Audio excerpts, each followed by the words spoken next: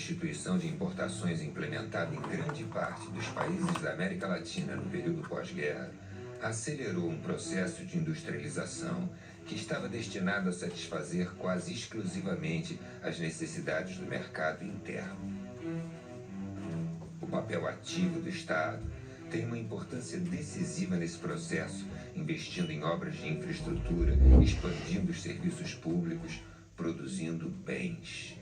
No final da década de 80, surge um discurso neoliberal com duras críticas ao Estado desenvolvimentista e com a propaganda feroz gabando as bondades do mercado.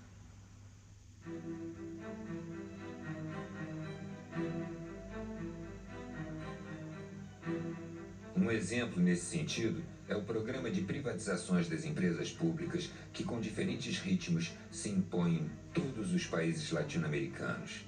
Não se trata de um Estado ausente, mas sim de um outro Estado submetido às exigências do mercado. Milton Santos. O neoliberalismo real é muito diferente do neoliberalismo utópico. E o Estado neoliberal não é um Estado mínimo, é um Estado ativista, é um Estado militante, só que as formas, os padrões de articulação entre Estado, capital e sociedade têm que ser alterados. Isso não pode ser lido meramente como um processo de redução do lugar e do papel do Estado, tem que ser entendido como uma redefinição do lugar e do papel do Estado no processo de acumulação do capital e de dominação capitalista.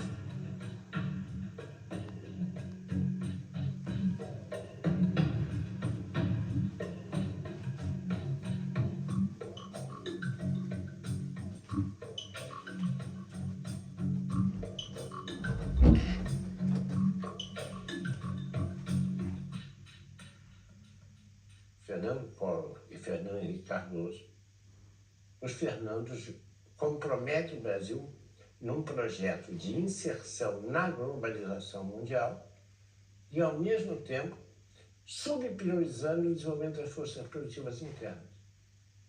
E, para isso, então, você faz o quê? Desmantela a proteção aduaneira, desmantela as instituições públicas ligadas ao processo de desenvolvimento das forças produtivas. É uma coisa impressionante. É absolutamente impressionante o que aconteceu.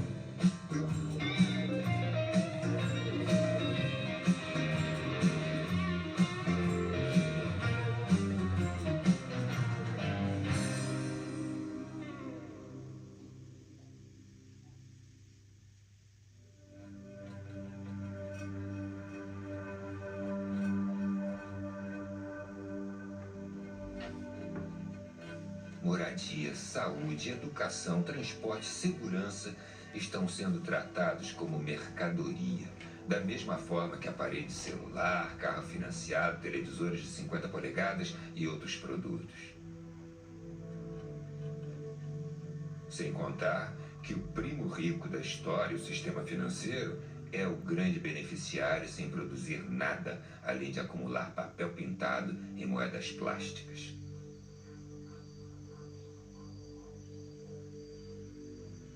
As florestas, os oceanos, os rios, o subsolo e até mesmo o ar são disputados por grupos privados como commodities a serem negociadas pelas bolsas de valores mundo afora.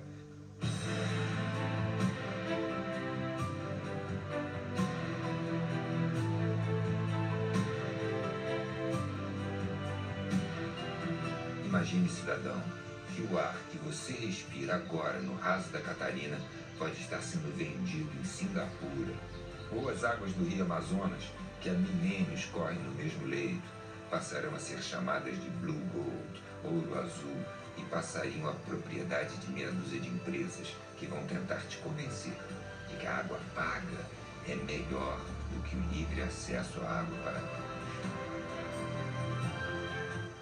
Ao denunciar a quebradeira do Estado nos anos 90 do século XX, demonstramos que todo o patrimônio formado a partir de um sacrifício coletivo, seguindo a tendência de uma época, foi privatizado a preço de banana.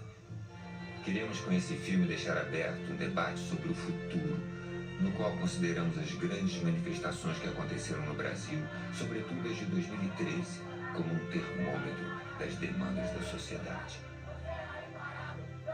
O neoliberalismo no mundo e no Brasil, a partir dos anos 90, ele é uma vingança da economia sobre a política. O que acabou acontecendo com esse esvaziamento da política da democracia é o predomínio do capital. A política passa a refletir os interesses do capital. E nessa etapa do capitalismo, do capital financeiro.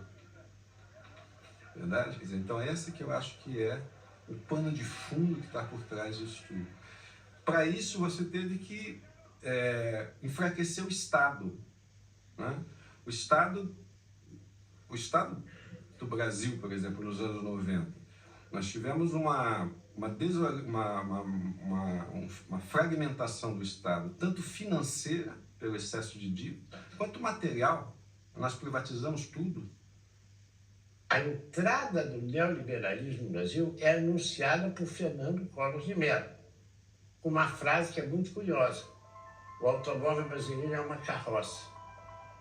Quer dizer, o que era a glória da industrialização brasileira, que era ter logrado êxito na produção de veículos automotores, é desqualificada por Collor de Mello. Ele nega a importância do desenvolvimento industrial.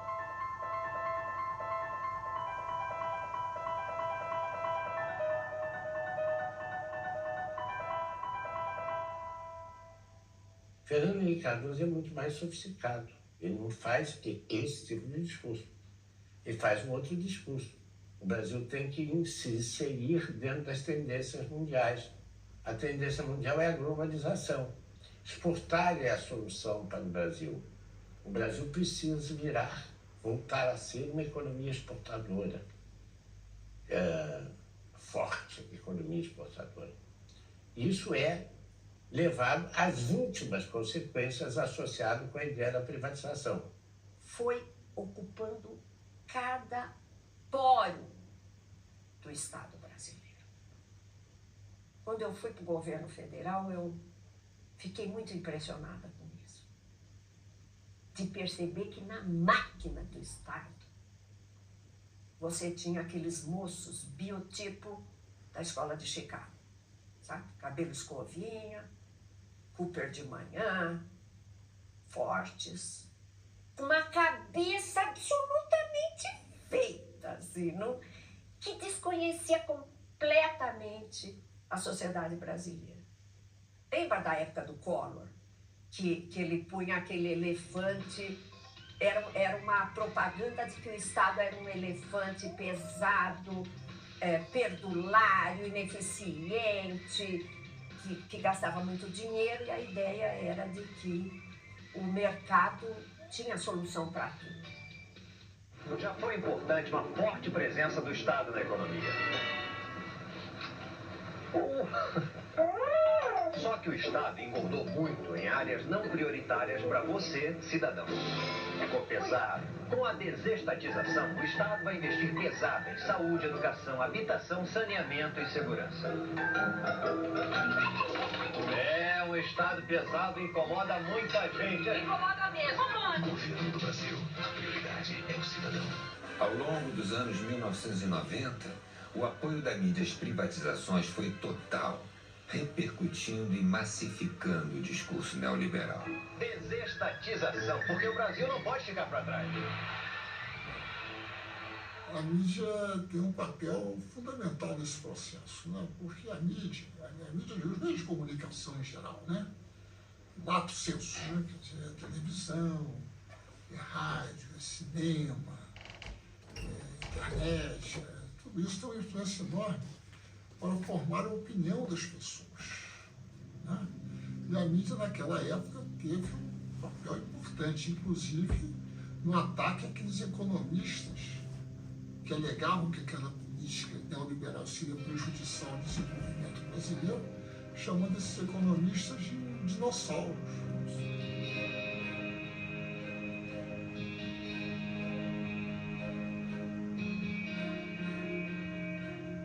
E a mídia se esforçou nesse sentido de uma forma extraordinária, né? Justamente por causa dos seus vínculos com os grandes interesses econômicos. E os grandes interesses econômicos brasileiros hoje, no Brasil, instalados no Brasil, são multinacionais. E os nacionais, muitas vezes, também estão vinculados a eles. O povo brasileiro perdeu o controle sobre suas principais riquezas, que foi o minério, que foi os transportes e também, que pouca gente se lembra, a venda de 40% das ações da Petrobras pertence a acionistas capitalistas, que a maioria deles moram nos Estados Unidos, porque o que interessa é a contabilidade das empresas.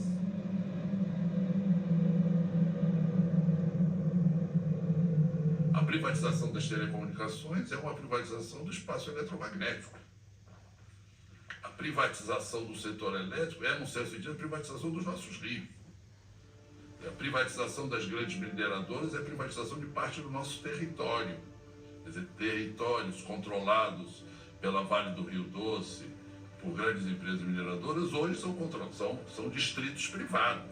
Tem a dimensão da perda de elementos fundamentais da soberania nacional transferidos para o setor privado e, em boa parte, setores internacionais.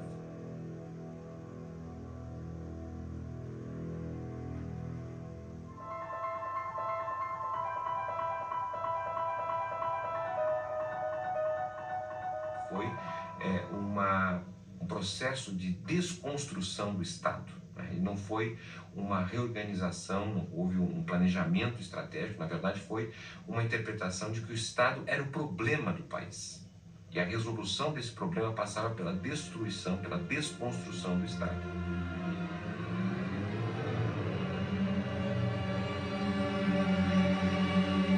E nesse sentido, nós tivemos um processo de privatização que, segundo nossos estudos, foi o segundo maior processo de privatização da década de 90, ele foi apenas menor quando comparado com a desconstrução do antigo experiência da União Soviética, que foi a desconstrução ali da transição de um regime socialista para um regime de economia de mercado. Então, a nossa desconstrução dos anos 90 equivaleu à geração de receita de ao redor de 100 bilhões de dólares, que naquele momento, nos anos 90, equivaleu a cerca de 15% de todo o PIB, que foi transferido do setor público para o setor privado. E em grande parte dessa transferência significou um engrandecimento em termos de riqueza de determinadas famílias e grupos estrangeiros, sem a contrapartida, porque nós tivemos simultaneamente a essa privatização uma redução de 500 mil de postos de trabalho. Essa é uma estratégia americana que ela parte do princípio que num mercado totalmente livre, as empresas americanas, as mega empresas multinacionais americanas, por seu dinamismo tecnológico, pela sua escala, pelo seu poder financeiro, prevalecerão sobre as outras. E o neoliberalismo é isso, é você dizer, olha, o Estado é o grande adversário da eficiência econômica. Então é necessário reduzir o Estado ao mínimo. Aí vem as privatizações, né?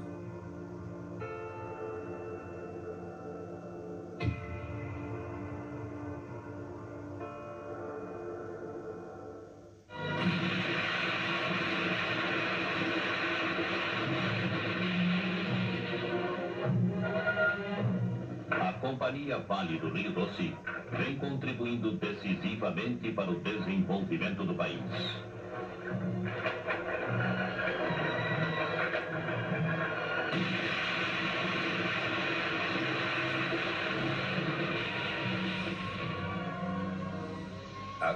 Rio Doce foi criada em 1942 pelo presidente Getúlio Vargas. A partir de 1969, a empresa tornou-se a maior exportadora de minério de ferro do mundo e foi estratégica para os planos de industrialização do país. A Vale foi privatizada em 1997 por um valor irrisório em relação ao seu patrimônio e ao seu potencial. Naquela época, já se tinha notícias da reserva mineral da Serra Sul, em Carajás, onde se estima haver 10 bilhões de toneladas de minério. Hoje, este é considerado um dos maiores projetos de extração da empresa, chamado de Projeto S11D. Houve forte resistência de trabalhadores, sindicatos e da sociedade civil, que chegaram a conseguir por diversas vezes na justiça o adiamento da data do leilão. A Vale foi vendida por cerca de 3 bilhões de dólares naquela época. Menos de um ano depois da venda, o faturamento da empresa foi superior a 10 bilhões de dólares, ficando nítido que a resistência à privatização tinha fundamentos. Uma empresa estatal, ela olha vários outros aspectos que uma privada não pode, não cabe a uma privada olhar. Não é pecado ela não olhar, não lhe cabe olhar isto. A empresa estatal, ela tem esse objetivo maior de olhar o conjunto do país, onde ela possa colocar os seus recursos, as suas expertise, né, de forma favorável para o país. Ela tem que olhar também para a questão da industrialização associada aos seus projetos. No caso, era uma obrigação da Vale fabricar trilhos aqui, projetar vagões para o Brasil, locomotivas, estimular o desenvolvimento direto de uma indústria ferroviária própria, ter esses cuidados. A estatal tem que ter esses cuidados.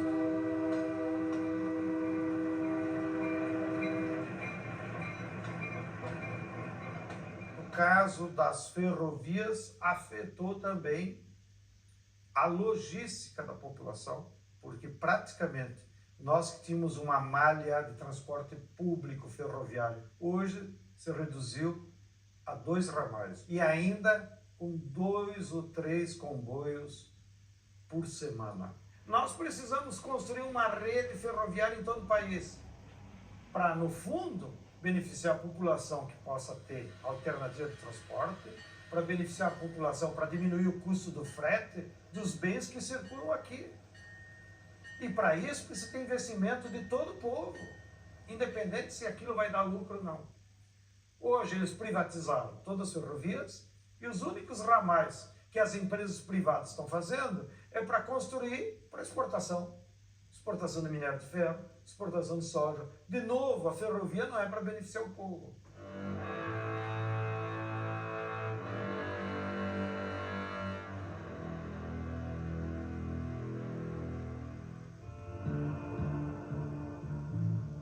O saldo da privatização do setor elétrico foi desastroso para todo o Brasil.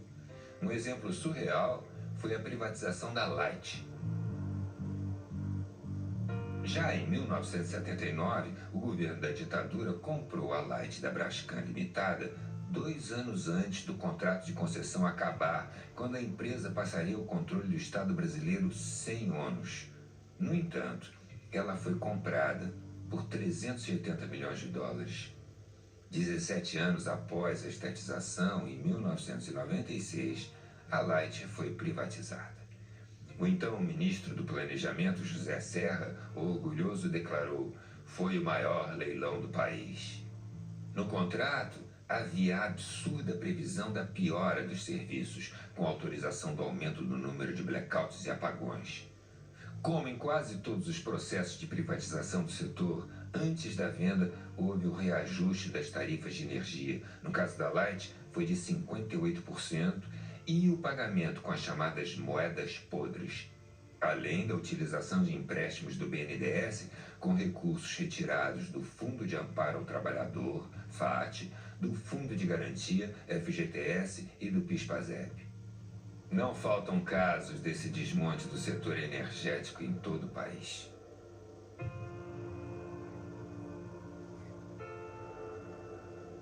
A condução da privatização do setor elétrico brasileiro foi absurda. E como na geração não foi feito investimento e também muito pouco na transmissão, na hora que a economia cresceu um pouquinho, que foi o ano 2001, entrou em colapso. Não havia capacidade instalada para atender a demanda e faltou energia no Brasil. Houve um racionamento mano-militar, né? As famílias foram obrigadas a reduzir seu consumo sob ameaça de desligamento. E a Light apagou o Rio de Janeiro. Isso foi logo no primeiro verão após a privatização. O que mostra o insucesso da privatização. Se o Estado ia mal, sem ele pior ainda. As reclamações quanto à má qualidade dos serviços, apagões e acidentes são comuns em quase todos os estados. O Ministério Público, no Rio de Janeiro, após trocas de acusações entre as empresas, responsabilizou pelos incêndios em galerias e explosões em bueiros tanto a Light como a concessionária de gás canalizado SEG, também privatizada em 1997. A privatização no Brasil começou pela distribuição, seguiu na transmissão e a última a ser atingida foi a geração. A barragem interrompe a passagem da água e isso só pode ser uma função do Estado, dado a sua intervenção física, não só no sistema físico, como também social, porque a área é, às vezes, utilizada para várias outras coisas e populações são atingidas. Não é? Então, o papel do Estado aí, né, na geração elétrica se torna mais flagrante, a ideia do monopólio natural devido a essa forma de geração. É uma história muito triste, o caso da energia elétrica, porque o Brasil, que tinha na hidroeletricidade a grande componente da matriz energética brasileira, que era, do ponto de vista mundial, economia de grande porte, o Brasil tinha a matriz energética melhor do planeta, ainda é muito boa, mas perdeu muito metendo os seus pés pelas mãos. E se meteu os pés pelas mãos de tal maneira que o Brasil, que tinha uma das tarifas de energia elétrica mais baixas do planeta, hoje já tem uma das mais elevadas do planeta.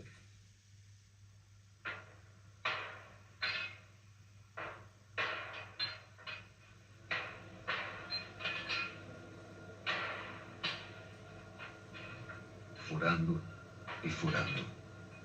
200 metros, 500 metros, 2.000 metros, 5.000 metros, até jorrar o petróleo.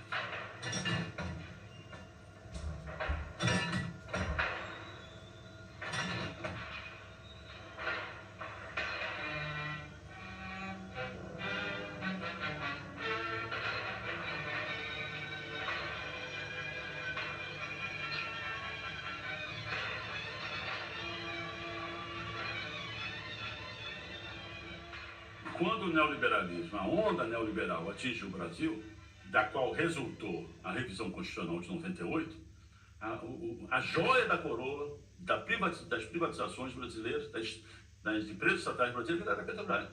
Uma empresa estatal que tem não só conhecimento e competência, experiência, mas uma vontade nacionalista de descobrir recursos energéticos brasileiros, sendo a energia um assunto de segurança internacional. Esqueceram-se aqueles que formularam essa política e essa estratégia do significado que a Petrobras tem para o povo brasileiro.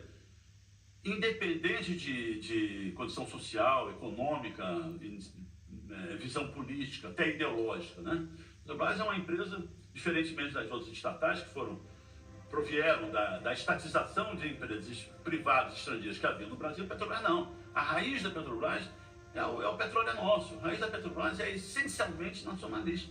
Está na raiz do nosso povo. Então a Petrobras não só, o povo brasileiro entende isso, como considera a Petrobras também uma reafirmação da nossa autoestima, como como um povo competente para realizar, planejar, projetar e operar grandes projetos, né, de engenharia e e de desenvolvimento nacional. A Petrobras é a maior empresa brasileira em patrimônio, é a maior empresa em conhecimento. Nós somos o cérebro mundial, os nossos engenheiros, de como conseguir tirar o petróleo a 7.000 metros debaixo do mar, o chamado pré-sal. Somos os únicos que acumulamos conhecimento científico nessa área. Nós somos a empresa de maior potencial de exploração, porque, teoricamente, todo o petróleo pertence à nação.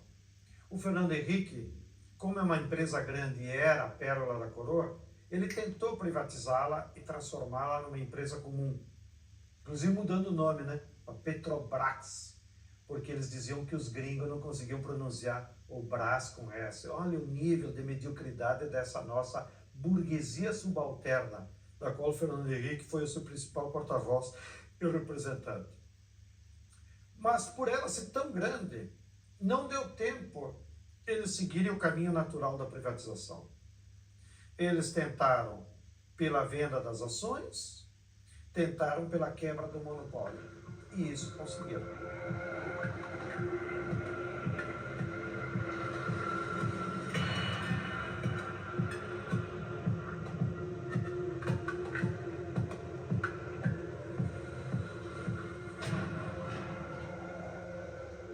E a Petrobras é o que é, porque teve a reserva do mercado interno para si. Não foi por nenhuma outra razão, é porque tendo o mercado interno para si no negócio do combustível, ela pôde o quê? Acumular recursos, competência, visão de futuro, departamento de geologia e poder se converter na empresa que se converteu. Entretanto, repare que a privatização, no caso da Petrobras, o que é que ela fez? Cortaram pernas da Petrobras. Cortaram a perna petroquímica da Petrobras, cortaram a perna dos fertilizantes da Petrobras. Que essa é uma projeção da ideia de ir descaracterizando a Petrobras como uma empresa ligada ao desenvolvimento das forças produtivas nacionais.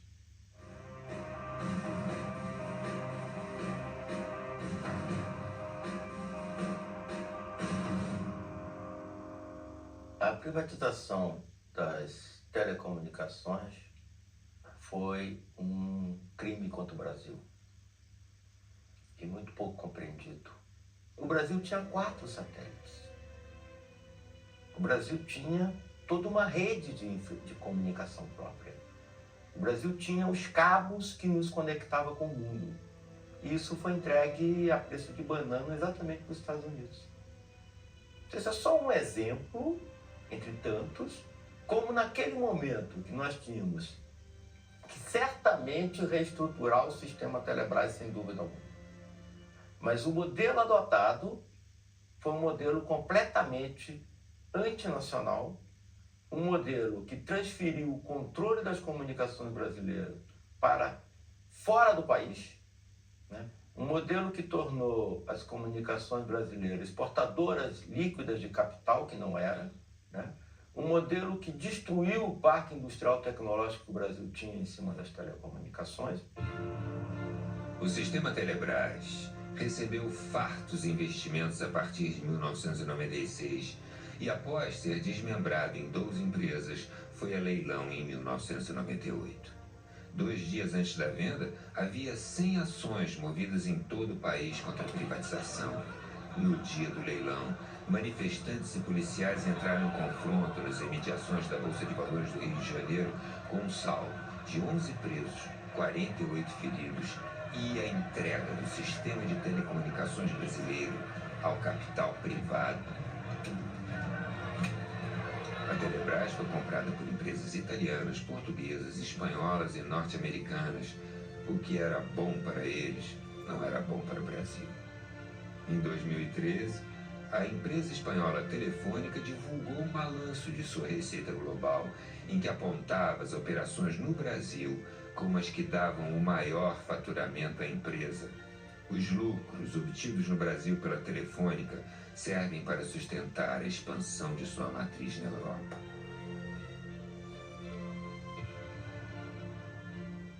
Se pensou inicialmente que a privatização ela traria concorrência para o setor, poderia trazer a qualidade dos serviços, redução dos preços. Então, a ideia da privatização que o consumidor tinha, e todos nós da defesa do consumidor, era justamente isso, que nós pudéssemos trazer qualidade de vários serviços para os consumidores e também poderíamos ter acesso a bens e serviços que até então não era possível. Mas o que se observou pós-privatização e logo depois de alguns setores é que os preços subiram num nível muito elevado. A prometida concorrência não foi possível até o momento. Nós temos setores como telefonia, nós temos pouca concorrência. A rigor você tem a expansão, a melhoria e até baixos preços de serviço, né, e competição em cerca de 300, no máximo 400 municípios brasileiros, que é onde está a renda concentrada, onde você tem efetiva atividade econômica, né? Na maior parte do país, onde a atividade econômica é baixa, a renda é baixa, né, você tem um operador monopolista, que no caso hoje é a Telemar Oi, que pratica a partir daí preços de monopólio, né? Aproveita e pratica preços de monopólio.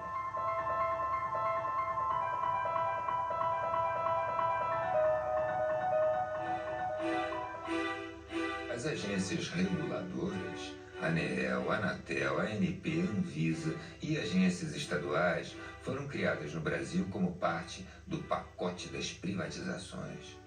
Houve a paralisação dos investimentos e o desmonte das empresas públicas propositadamente com o objetivo de justificar a necessidade de privatizar.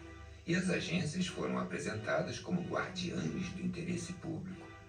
Hoje, se constata que elas muito pouco fazem na defesa dos interesses dos usuários dos serviços.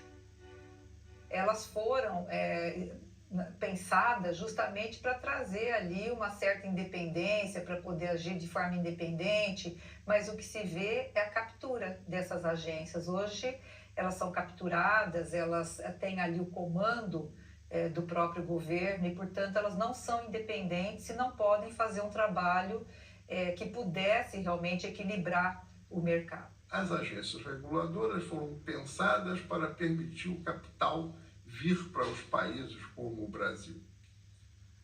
Elas são um instrumento do neoliberalismo. É o caso da ANP.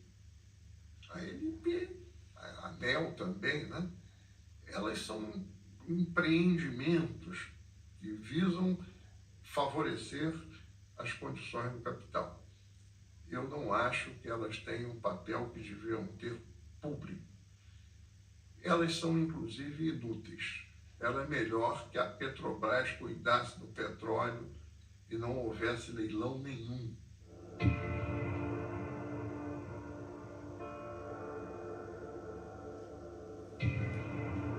A privatização não ocorreu apenas pela venda do patrimônio material do Estado.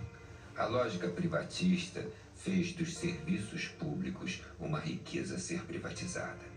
As pessoas, quando têm um filho doente, elas são mais ou menos dispostas a pagar a qualquer coisa, raspa a gaveta e consegue. Então, quando você privatiza esse tipo de serviços e torna eles com objetivo lucrativo, você deforma todo o processo. Na saúde, tinha 2 projetos, para mim, em disputa. O projeto da reforma sanitária, construído nos anos 80, que está colocado de uma certa forma, apesar de algumas mudanças já, na Constituição de 88 e na lei orgânica, nas leis orgânicas, e o projeto privatista. E o projeto privatista torna-se hegemônico. Em 2 anos foram fechados 11 mil leitos públicos e criados 8 mil e poucos leitos privados. A implementação do SUS foi muito incipiente, o subfinanciamento, a não realização de concurso público, a precarização do trabalho, a terceirização, Enfim, o abandono da bandeira da reforma sanitária. Uma mentira do tamanho de um elefante. Com a desestatização, o Estado vai investir pesado em saúde, educação, habitação, saneamento e segurança. Lembre-se, cidadão, no processo de privatização dos anos 90, eles te prometeram que o dinheiro seria investido em saúde e educação. Olha o que aconteceu. Hoje, o Brasil está entre os piores índices em saúde e educação na maioria dos rankings internacionais. As políticas que ainda mantêm o núcleo do público, estatal, etc., como o Sistema Único de Saúde, por exemplo, o Sistema Educacional, por exemplo, são núcleos importantes, eles foram varridos de alguma forma, foram atravessados de alguma forma pelo setor privado, né? Eu cito um exemplo que tem a ver com os anos 90, neoliberalismo e privatização, um negócio chamado organizações sociais. Organizações sociais são recomendações do Banco Mundial, no documento de 1993, e que foram aplicadas no Brasil em 1997. O que é uma organização social? É uma organização privada, certo? Que recebe dinheiro público. Ela não precisa fazer concurso público, não precisa fazer licitação, não precisa fazer nada, certo? E isso hoje em dia, a gestão da saúde, da assistência social, da cultura, está atravessada por essas organizações sociais. Então, eu te dou um exemplo. O Sistema Único de Saúde tem 1 milhão de funcionários. 70% dos funcionários são ou terceirizados ou fazem parte de organizações desse tipo. Eu pergunto, é possível você ter uma gestão pública eficiente se 70% dos funcionários são privados? A Organização Mundial do Comércio apontou no ano de 2000 o setor da educação como o setor mais lucrativo para quem quisesse ter retorno rápido. E daí em diante nós tivemos sim ali um processo brutal de privatização. As matrículas no ano 2013, por exemplo, no ensino superior, especialmente no ensino superior, né? Mas não só. As matrículas, 90% praticamente num ano foram no setor privado.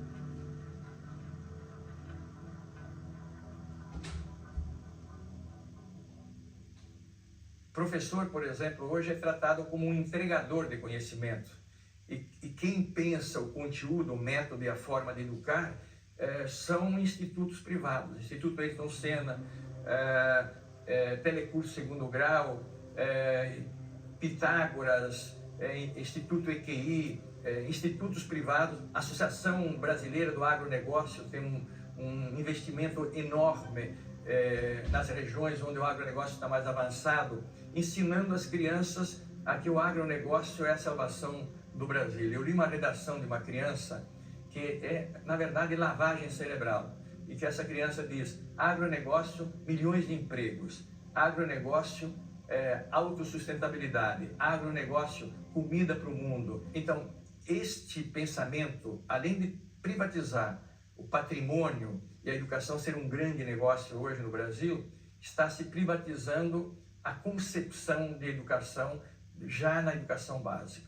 Durante os governos neoliberais na década de 90, praticamente todos os países que estavam com governos neoliberais, incluído naturalmente o Brasil com o governo Fernando Henrique Cardoso, privatizaram dentro do sistema educacional uma dimensão que na política educacional deve ser fundamentalmente pública em qualquer sistema democrático, que é a definição do conhecimento oficial.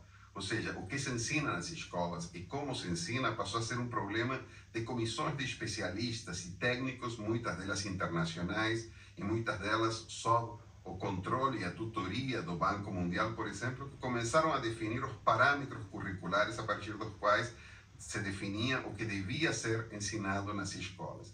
O que deve ser ensinado nas escolas em qualquer país do mundo é um problema de deliberação pública, um problema que atinge a sociedade, não só aqueles que estão dentro da escola, sino também os que estão fora da escola.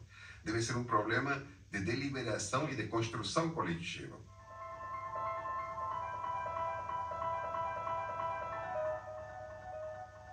É fundamental para qualquer povo que quiser caminhar com suas próprias pernas, é que tenha o controle na sua cabeça.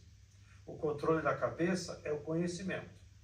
Seja o conhecimento universal aplicado à libertação do ser humano, seja o conhecimento tecnológico, ou seja, como fazer mercadorias de forma mais rápida e mais barata para que todo o povo tenha acesso.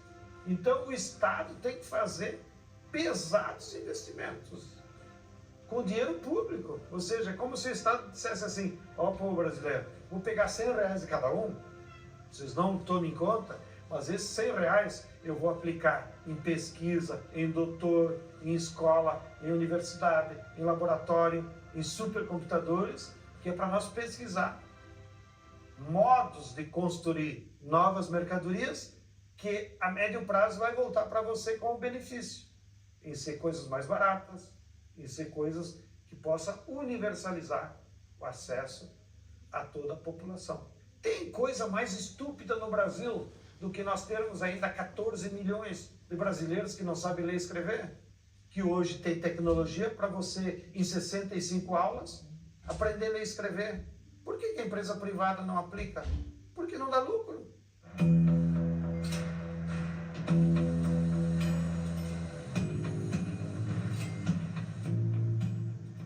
A questão da habitação, quando nós estamos falando de cidades e não do campo, da zona rural, ela é uma questão urbana, né? Ninguém mora dentro da casa, as pessoas moram na cidade, ou seja, você tem que ter sua casa conectada à rede de água, à rede de esgoto, à energia elétrica, à iluminação pública, à escola próxima para os seus filhos, o abastecimento, o transporte que te leva aos lugares. Então, nós estamos falando, quando falamos de habitação, de um pedaço de cidade. Muito bem. E esse pedaço de cidade tem preço. O preço, ele não se deve propriamente à unidade de habitação, ele se deve muito mais à localização. Então, o negócio da cidade é esse. O negócio da cidade é o preço da localização. E isso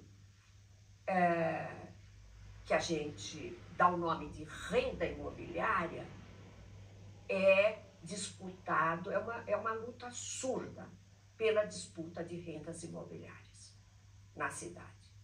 Os pobres, eles são excluídos dessa disputa. Quando o dinheiro aparece, os capitais tomam conta da cidade. Como disse o David Harvey, follow the money. Eles vêm aonde tem dinheiro e as cidades foram tomadas literalmente de assalto. Por obras absolutamente discutíveis.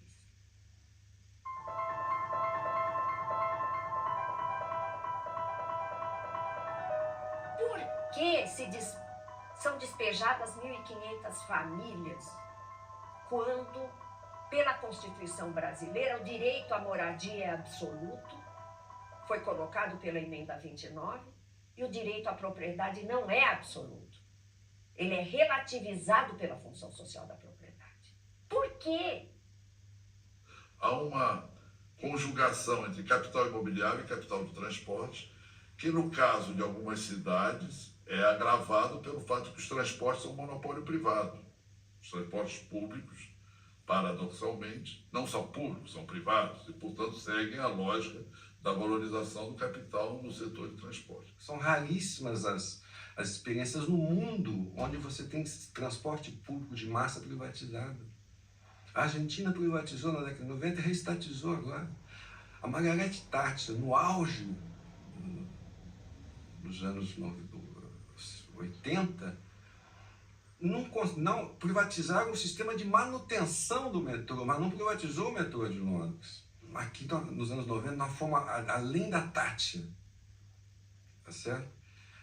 Ou privatiza ou faz concessão. Né? Concessão para o setor privado. O setor privado quer lucro. em alguma medida, isso tem a ver com o fato que de 1994 até hoje, as tarifas de transporte urbano, por exemplo, em São Paulo, subiram o dobro da inflação. O passe livre é possível? É. Em determinadas condições, é possível. E ele é um dado de uma utopia muito importante. Muito, muito importante. Porque, como Milton Santos já falou, o jovem, ele vive um exílio na periferia. O que é o exílio na periferia?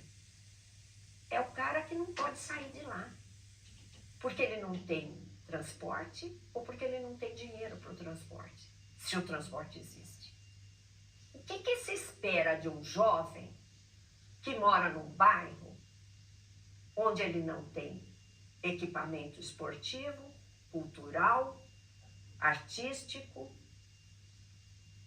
e ele não tem mobilidade? Ele é exilado.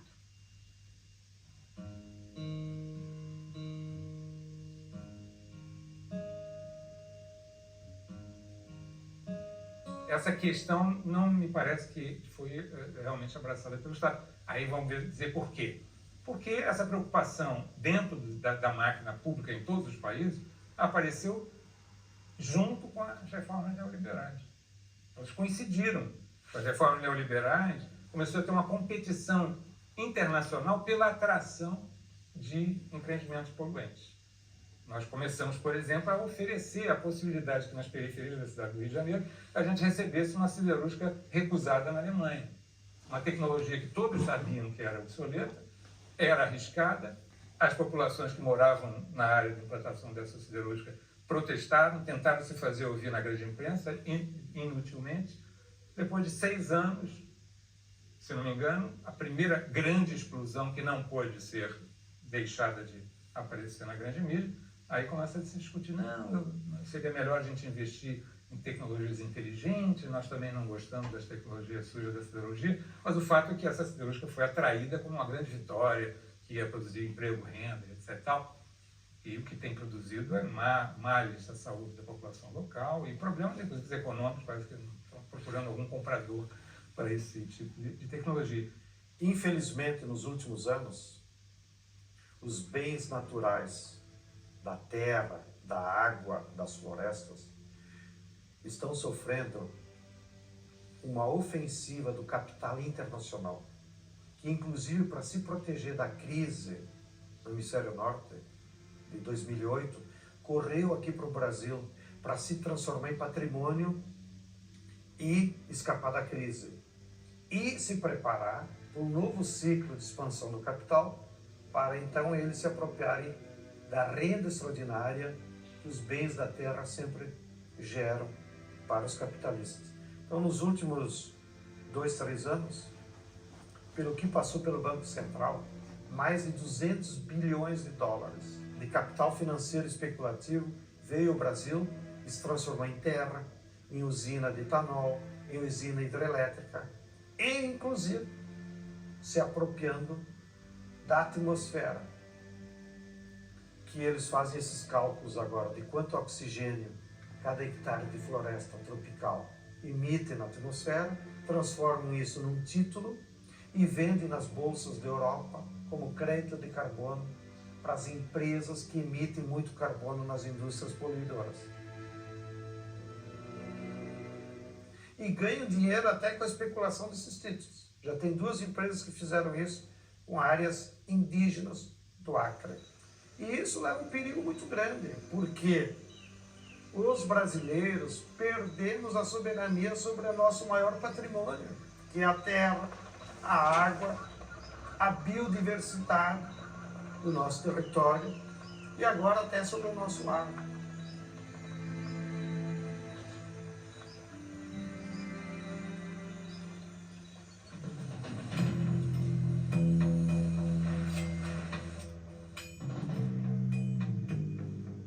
A defesa da economia nacional que o Lula fez só foi implementar porque tinha esses bancos, pelo Banco do Brasil, pelo BNDES e pela Caixa Econômica.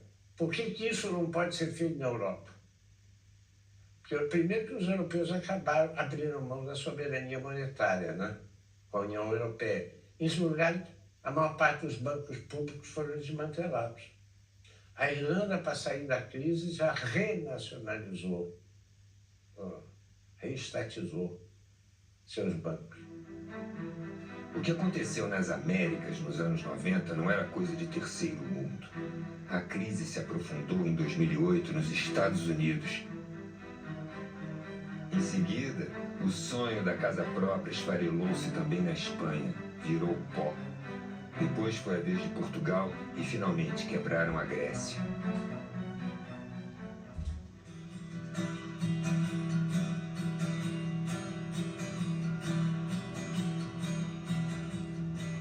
Então, a primeira coisa que eu diria a você, que me assusta muito, é a desconstrução da identidade brasileira. Em segundo lugar, de forma associada, é a ausência de um projeto nacional. Eu não consigo perceber um projeto educacional claro, explicitado. Como eu tampouco consigo perceber um capítulo cultural explicitado. Como não há um capítulo industrial explicitado. Se você perguntar hoje por onde a industrialização brasileira pode prosseguir, saiu de pauta, vamos ter uma discussão. Então, há um processo ideológico, acho eu, assustador, pelo qual nós estamos renunciando à ideia do Brasil ser. Como é que nós vamos superar essa crise, então? Só tem um caminho. Quando voltar a ter luta social, que gere um reascenso do movimento de massa na rua. Essa energia das ruas vai obrigar a esquerda a voltar a discutir, se preparar e debater um projeto de nação. Um projeto de nação não capitalista, não daqueles formatos da década de 50, um projeto da nação dirigido pela burguesia. Um projeto de nação no sentido de organizar a economia para atender às necessidades da população. Não se trata de ter esperança, se trata de fazer mobilização e conquistar. Né? Se nós ficarmos esperando o Estado se transformar, ele não vai se transformar. Né? Ele vai continuar sendo do jeito que ele é, conservador, como ele foi concebido por quem o concebeu. A sociedade se move com a participação dos trabalhadores. Nós só teremos serviços públicos de qualidade, gratuitos, transporte, saúde, moradia, educação, com pressão popular. Os movimentos de junho demonstraram isso. Nós queremos um Estado que seja um Estado voltado para os interesses da população, não um Estado voltado para os interesses do mercado, por exemplo. E a mobilização dos trabalhadores é essencial para que esse Estado seja um Estado plural e não um Estado excludente.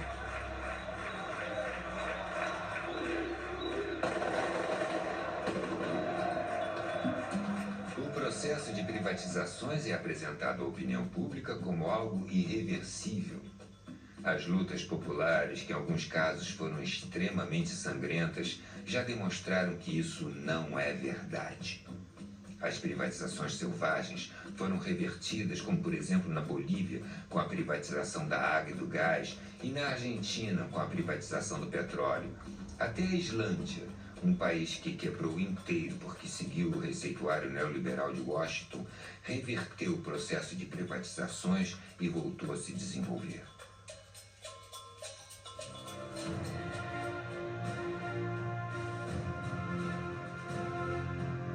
Quando pensamos a história, nos voltamos para o futuro. Ao mostrar o processo de privatizações que ocorreu nos anos 90, estamos discutindo o Brasil que queremos construir. Um país livre e independente, que respeite o meio ambiente, as diversas culturas, os saberes ancestrais e todos os povos. Não queremos um projeto de desenvolvimento dependente e irresponsável que vai gerar mais fome e pobreza para o povo e uma insuportável acumulação de riqueza para poucos. Queremos ser cidadãos e não consumidores. Sermos os sujeitos da história. Não somos números, somos gente. Como disse o professor Milton Santos, a qualidade dos serviços públicos é que assinará a carta de alforria dos moradores, em especial os jovens que vivem o destino do exílio na periferia. Este é o momento.